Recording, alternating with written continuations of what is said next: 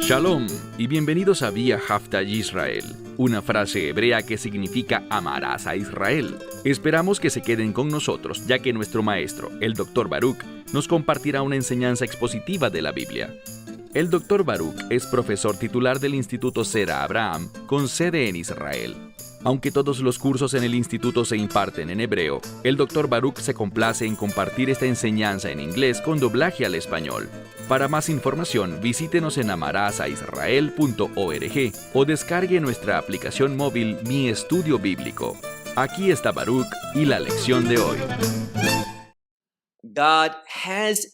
Dios verdaderamente se ha revelado a su pueblo. Si has venido estudiando con nosotros, sabrás que hemos estado aprendiendo sobre el tabernáculo durante muchas semanas. Y mucho de lo que hemos aprendido se repite, se menciona nuevamente. A veces lo encontramos exactamente igual que en un capítulo anterior, y otras veces con ligeras diferencias. Esta es la revelación de Dios.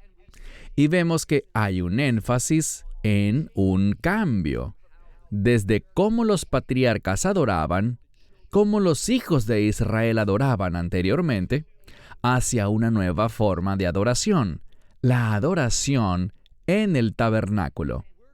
En nuestro estudio del día de hoy, vamos a enfocarnos específicamente en dos elementos del tabernáculo. Como dije, no es la primera vez que hablaremos de ellos. El primero es la menorá, que es aquel candelabro de oro que tenía 7 recipientes de donde emanaba la luz en esa lámpara. Y vimos la primera vez que la estudiamos que hay una conexión, una relación directa entre la manifestación de la luz y la realidad de la presencia de Dios con su pueblo. Debemos recordar eso, que Dios verdaderamente está entre nosotros, como lo revela una de las formas en las que el Mesías es identificado, Emmanuel, con nosotros, Dios. Y como he dicho muchas veces, ese nombre Emmanuel es el nombre redentor del Mesías. Hemos visto que esa palabra, Emmanuel, así como la redención misma, están conectadas con la adoración. Ve conmigo a donde quedamos la semana pasada, en el libro de Éxodo, Sefer Shemot, el libro de Éxodo, capítulo 37, iniciando desde el versículo 17. El énfasis de hoy estará en la menorá y también en la construcción del altar del incienso. Recuerden que existe una conexión. Lo vemos en el libro de Apocalipsis y también lo vemos en el libro de Lucas, donde se habla de la conexión entre la ofrenda de incienso que asciende y con esa ofrenda las oraciones de los santos. Leemos en el verso 17, «E hizo la menorá de oro puro». Y luego tenemos esa misma palabra, la palabra miksham, que proviene de la palabra fuerte o duro, y probablemente se refiere a golpear fuertemente la menorá para darle forma. Me doy cuenta de que enfatizo esto con insistencia, pero imaginen, y el texto aquí lo dejará muy en claro, que se trataba de un solo lingote de oro, y todo lo que tenía que ver con la menorá fue golpeado, muy probablemente con un petish, un martillo, para tomar ese bloque único de oro y formar la menorá, con sus utensilios también del mismo bloque. Igual fue la fabricación del caporet, el propiciatorio, que es la tapa del arca del pacto, la cubierta del arca del testimonio. Así que la capacidad de hacer algo así solo podría provenir de la sabiduría de Dios. Solo Él pudo equipar a estos seres humanos para cumplir su obra. Una vez más, versículo 17. E hizo la menorá de oro puro, golpeándola Él hizo la menorá. Y ahora vamos a ver las diversas partes de ella. Pero recuerden, no son partes que fueron ensambladas, sino partes que fueron golpeadas desde ese mismo lingote, conservando esa unidad en una sola pieza. Así que no se hicieron piezas por separado, sino que estamos hablando de una sola pieza. Leemos que sus partes eran la base, la vara, las copas, los nudos y las flores. Y luego tenemos una expresión, mimenu hayu, de él. Y esto se referiría a ese bloque de oro. Todo esto fue hecho de ese material. E insisto, no fueron ensamblados, ni tampoco el oro fue fundido y vertido en un molde. Absolutamente no. Bezalel tomó un martillo. Tenía ese bloque de oro y comenzó a golpearlo. Esa es la palabra mikshah. Golpeó todo hasta darle la forma adecuada. Simplemente asombroso, este era un trabajo artesanal. Leamos ahora el versículo 18. Con respecto a la menorá, aprendemos algo. Mira el versículo 18. Veishisha kanim. Aquí estamos hablando de sus ramas. Y aprendemos que hay 6 ramas. Veremos otra cosa cuando lo leamos en un momento, pero quiero darles un adelanto. Está la base, de la cual sube una especie de vara que se eleva. Y de esa vara hablaremos más adelante. Hay un versículo entero dedicado a ella. De esa vara saldrán 3 ramas hacia un lado y 3 ramas hacia el otro. Hay un debate sobre si la menorá era como una V con una rama de un lado y la otra rama en ángulo del otro lado, como una V, con esa vara vertical en medio, dividiendo ambos lados. Pero noten lo que dice la palabra de Dios de nuevo en el versículo 18. 6 ramas salían de sus lados. 3 ramas de la menorá de un lado y 3 ramas de la menorá del otro lado. Así que tenemos esa vara en medio, la base abajo y luego 3 ramas. Probablemente era una, y recuerden que era una sola pieza unida, pero debía verse como una pieza única que atravesaba el centro, con una rama por la derecha y otra rama por la izquierda, y con otra por encima y una más arriba de las otras. Así que en total, como vemos en el versículo 18, Veshisha Kanim, 6 ramas en total que salían de sus lados, 3 ramas de la menorá de un lado y 3 ramas de la menorá del otro lado. Ahora mira el versículo 19. Leemos. 3 copas. Y estas copas fueron hechas de manera que se asemejasen a una almendra.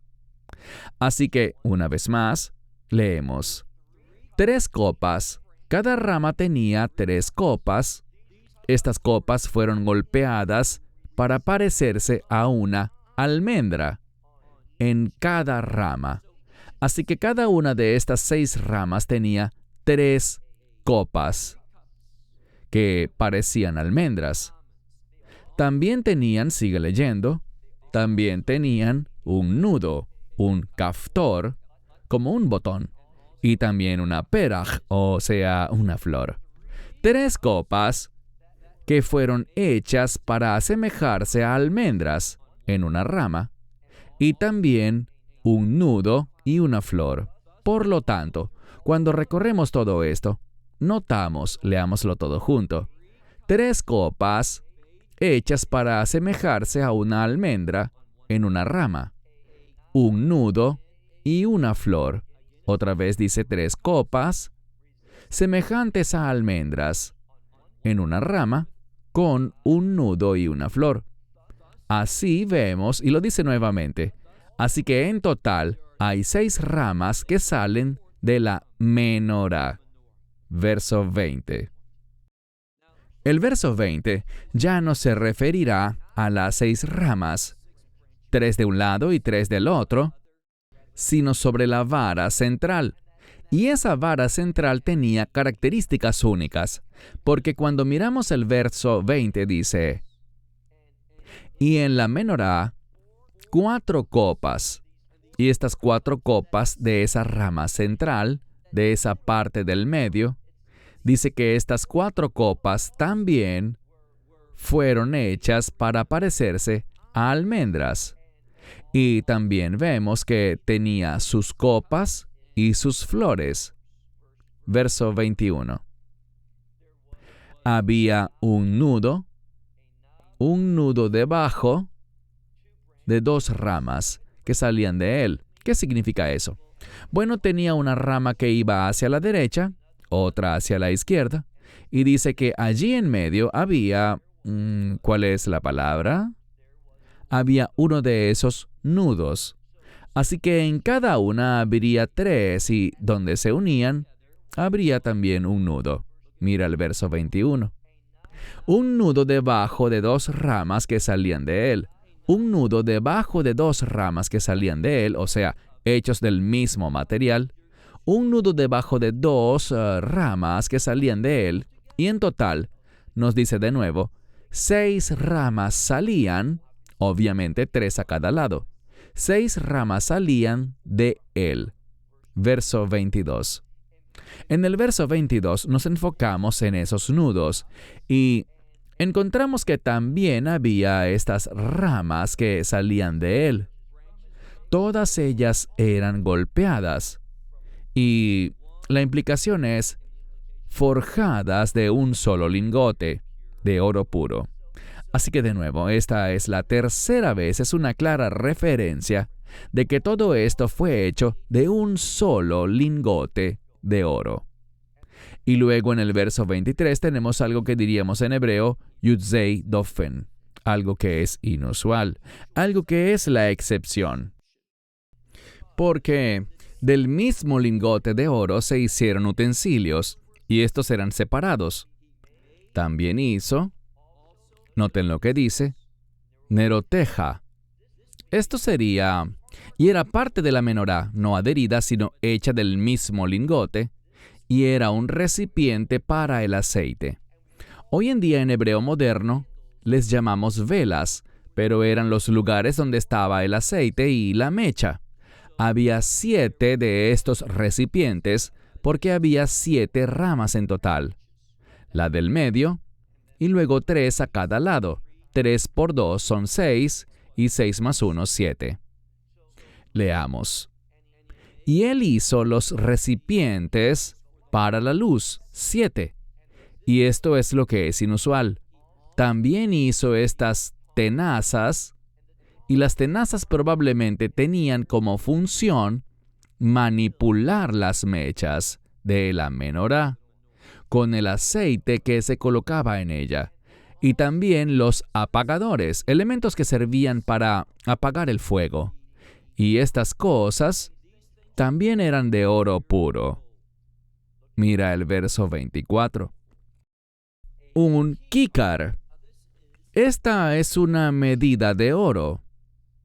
Es un lingote. Tienen la palabra, por ejemplo, bush, que es una palabra para lingote, y esta es otra palabra, kícar zahav tohor, de un lingote de oro puro. Él lo hizo. ¿Qué hizo? La menorá y todos sus utensilios. Esto nos dice con mucha claridad que toda la menorá fue hecha de un solo lingote. Obviamente estas tenazas estaban separadas, y también esos apagadores que se usaban para extinguir el fuego. Ahora, quiero decir algo más. Hablamos de esto la primera vez, pero vale la pena repetirlo. Y me refiero a que según la tradición, cuando alguien veía la luz de la menorá, y la menorá no era un objeto enorme, no era muy alta en lo absoluto, sino aproximadamente tenía la medida de un hombre promedio, su altura. Y lo que vemos es que ocurría un milagro, según la tradición judía. Y es que, sin importar dónde estuvieras en Jerusalén, todos podían ver la luz de la menorá. Y la luz de la menorá, debido a que la menorá era de oro puro, no estaba hecha de madera de acacia, sino de oro puro y solo de oro puro. Asimismo sucedía con el caporet, aquel propiciatorio. ¿Y qué aprendimos la semana pasada sobre el caporet o propiciatorio? Que la presencia de Dios, recuerden que leímos en Números, capítulo 7, versículo 89, que cuando Moisés entró para dedicar el tabernáculo y preparar todo para la adoración, que es de lo que hablaremos en unas semanas cuando lleguemos al final del libro de Éxodo, vemos que cuando Moisés entró, escuchó la voz de Dios hablándole a él desde el propiciatorio, el caporet, entre los querubines, y por lo tanto, dado que ese propiciatorio era de oro puro y la menorá era de oro puro, vemos una conexión entre ellos. El caporet nos habla de la presencia de Dios y la menorá, la luz de la menorá, era un reflejo que daba testimonio de que Dios estaba con su pueblo y que Dios se manifestaba en la oscuridad porque Él es la luz eterna. Así que hay mucho consuelo en esta menorá. Le recuerda al pueblo que Dios está con nosotros. Ahora avancemos a la segunda sección que estudiaremos en la lección de hoy y tiene que ver con la construcción del altar del incienso. Recuerden, eso es lo que Zacarías, y me refiero al padre de Juan el Bautista, por sorteo, él estaba sirviendo. Era su misión porque era su turno de subir a Jerusalén para servir. Recuerden algo que muchas personas pasan por alto. He oído a muchos de entre los Meshachim, especialmente los mesiánicos, movimiento del cual me considero parte, pero debemos ser muy cuidadosos. Y la razón por la que lo digo es esta. Van a oír a muchas personas poner énfasis en el tiempo, en relación con la concepción de Juan el Bautista, y sabemos que él fue concebido 6 meses antes que Yeshua. Por lo tanto, debemos pensar en algo.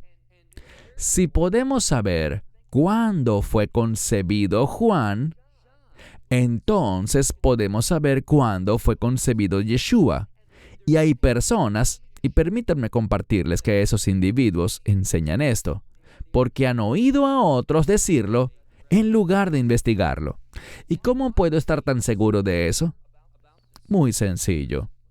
Porque cuando miramos el libro de Esdras, no hay nada que nos diga sobre el tiempo de estas rotaciones de los sacerdotes después de la destrucción del primer templo. Esdras dice que ya no había 24 rotaciones, sino que servían de una manera diferente. Y por cierto, en realidad no lo sabemos. Incluso durante el primer templo, ¿cómo servían los sacerdotes? No hay información bíblica. Podemos decir, por ejemplo, que Zacarías, el padre de Juan el Bautista, era de la 8ª orden, la 8ª rotación. Pero ¿cuándo comenzó esto? ¿Cuánto tiempo servían? ¿1 semana? ¿2 semanas? El Talmud habla de 2 semanas consecutivas, 1 semana en Jericó y 1 en Jerusalén. ¿Por qué estaban en Jericó? Preparando la comida para ellos mismos, porque los sacerdotes eran muy, pero muy estrictos con el alimento que comían. Así que hay mucha información contradictoria sobre el sacerdocio y sobre cómo servían. No lo sabemos. Por lo tanto, aquellos que dicen, porque Zacarías, el padre de Juan el Bautista, entró y era de la 8ª rotación, era de Abiju, Por lo tanto, sabemos cuándo nació el Mesías. No, eso no nos da ninguna información. Lo que nos da información es el libro de Lucas, capítulo 1, donde dice, en el versículo, si no me equivoco, es Lucas capítulo 1, versículo 26.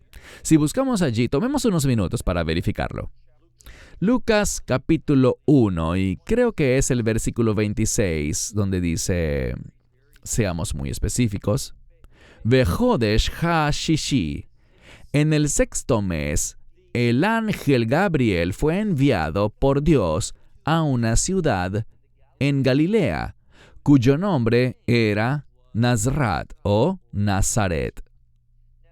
Es el sexto mes. Sabemos que ese mes es Ilú, y no hay razón para pensar que Yeshua fue concebido meses después o años después. Sabemos que no fue así. Él fue concebido en el sexto mes. Muchas personas dicen, ese no es el sexto mes del calendario, sino que se trata del sexto mes de Elisheva, Elizabeth, quien era la madre de Juan el Bautista. Bueno, eso también es cierto porque el ángel se le apareció a Zacarías en el primer mes. Eso es lo que se nos dice al principio del libro de Lucas. Así que aquellos que enseñan que Yeshua nació durante Sukkot, no hay evidencia bíblica que lo respalde. Por el contrario, hay evidencia bíblica que nos dice que eso no fue así.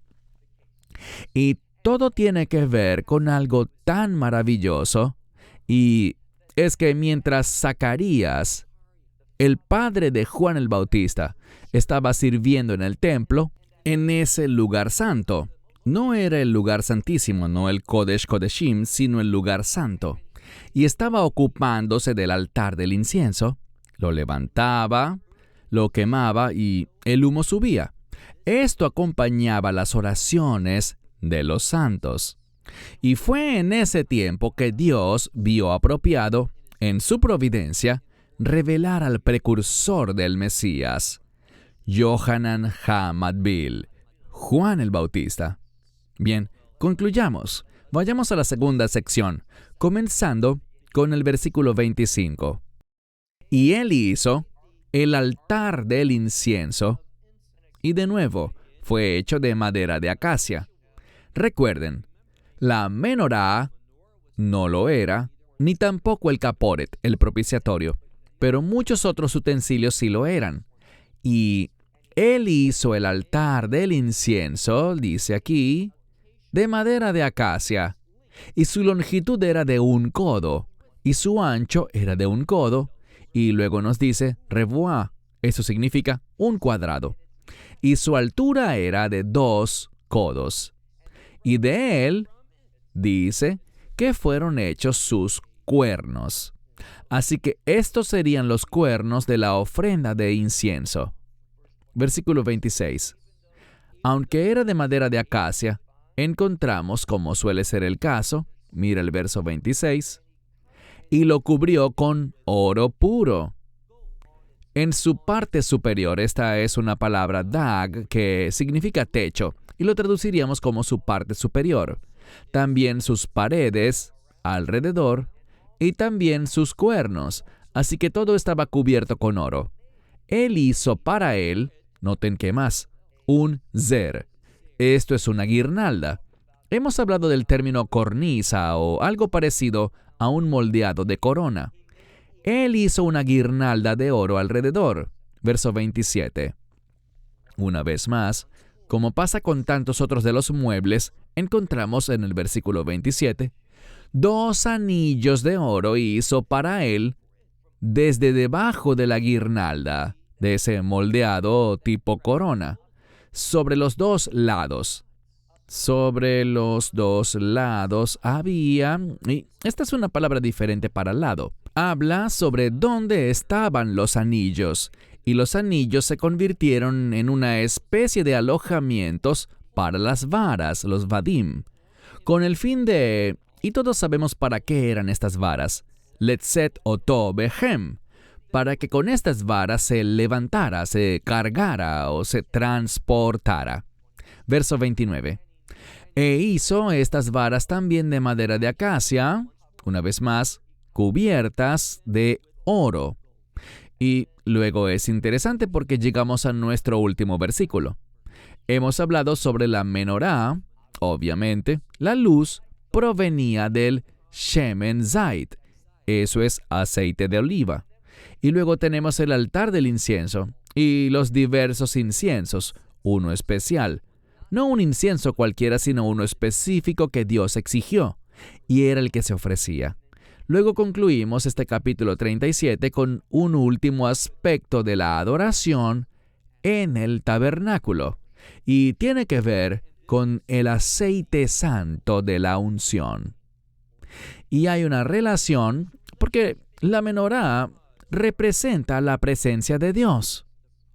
El acceso que estaba disponible para el pueblo de pacto de Dios, para que sus oraciones pudieran conectarse con Dios y presentarse ante Él a través del recuerdo de la ofrenda de incienso, las oraciones de los santos. ¿Y por qué habla ahora de este aceite de la unción? Porque cuando estamos en la presencia de Dios y cuando oramos adecuadamente, recuerden este incienso. No era cualquier incienso, no se preparaba con los ingredientes que nosotros pensaríamos que eran los correctos, sino que había una fórmula específica y también había una fórmula para el aceite de la unción. Leamos el verso y luego terminemos. Verso 29. Y él hizo el aceite santo de la unción. Shemen ha-mishhav kodesh. La palabra kodesh significa santo. ¿Y recuerdan qué palabra debe venir a nuestra mente cuando hablamos de santidad? La respuesta es propósito. El propósito de Dios. Y hay una relación directa entre el propósito de Dios y su voluntad. Así que solo cuando estoy siguiendo, persiguiendo, deseando el propósito de Dios, es que seré movido en la voluntad de Dios y equipado con la unción, esa unción santa, para lograr lo que agrada a Dios. Una vez más, verso 29. Y él hizo el santo aceite de la unción, y además, noten la relación, y además las especias del incienso. Y todo esto era una palabra muy significativa, tajor, puro. Así que las especias puras del incienso, y luego dice maasei, que significa una obra, no de cualquiera, sino que aquí dice rokeach. ¿Qué es rokeach? Bueno, en hebreo moderno la palabra rokeach es un farmacéutico, y de lo que habla es de alguien que está capacitado e instruido ¿para qué? Para mezclar cosas correctamente. ¿No es cierto que cuando vas a la farmacia porque necesitas un medicamento, esperas que alguien capacitado lo prepare? No cualquiera. Esto nos trae un principio muy importante porque con demasiada frecuencia las personas son descuidadas con las cosas y dicen, bueno, si tengo la actitud correcta, si me comporto con amor, si camino en gracia, entonces cualquier cosa es aceptable para Dios. Eso es una mentira del infierno. No, debemos darnos cuenta de que Dios es muy específico. ¿Cómo te sentirías si este farmacéutico que está preparando tu medicina, bueno, él simplemente ama a todos con un corazón enorme? Él solo ama a la gente, los abraza todo el tiempo y siempre sonríe. Es un tipo simpático. Simplemente él toma cualquier elemento que tenga a la mano, lo que él en su imaginación piense que está bien, sin leer la prescripción, sino que solo prepara lo que su mente piensa que es una buena mezcla. ¿Querrías esa medicina? No. Bueno, Dios no quiere una adoración que no esté preparada correctamente. Así que, de la misma manera, estas ofrendas de incienso fragante tenían que ser puras. Y vemos una relación entre, y esto es lo último que diré, vemos una relación entre la pureza de la ofrenda de incienso, que representa las oraciones de los santos, y la unción santa, que venía sobre el pueblo a través de ese aceite. La palabra de Dios es dinámica. La palabra de Dios es poderosa y necesitamos ponernos bajo la autoridad de la palabra de Dios, porque solo cuando hacemos eso, estaremos bajo la autoridad del Espíritu Santo, recibiendo su unción pura, de modo que nuestras oraciones sean agradables y aceptables a Dios, y tendremos poder y autoridad para cumplir la maravillosa voluntad de Dios. Cierro con esto hasta la próxima semana. Shalom desde Israel. Shalom from Israel. Esperamos que te hayas edificado con el mensaje de hoy y lo compartas con otros. Te invitamos a seguir nuestros estudios cada semana por este canal y por el portal de YouTube de Amarás a Israel. También puedes descargar nuestra aplicación móvil gratuita, Mi Estudio Bíblico. Finalmente, para obtener más información sobre nosotros, visita nuestra web amarasaisrael.org, donde encontrarás otras conferencias de Baruch en audio, video y texto. Hasta el próximo programa. Que el Señor te bendiga en Yeshua HaMashiach, Jesús el Mesías, mientras caminas con Él. Shalom desde Israel.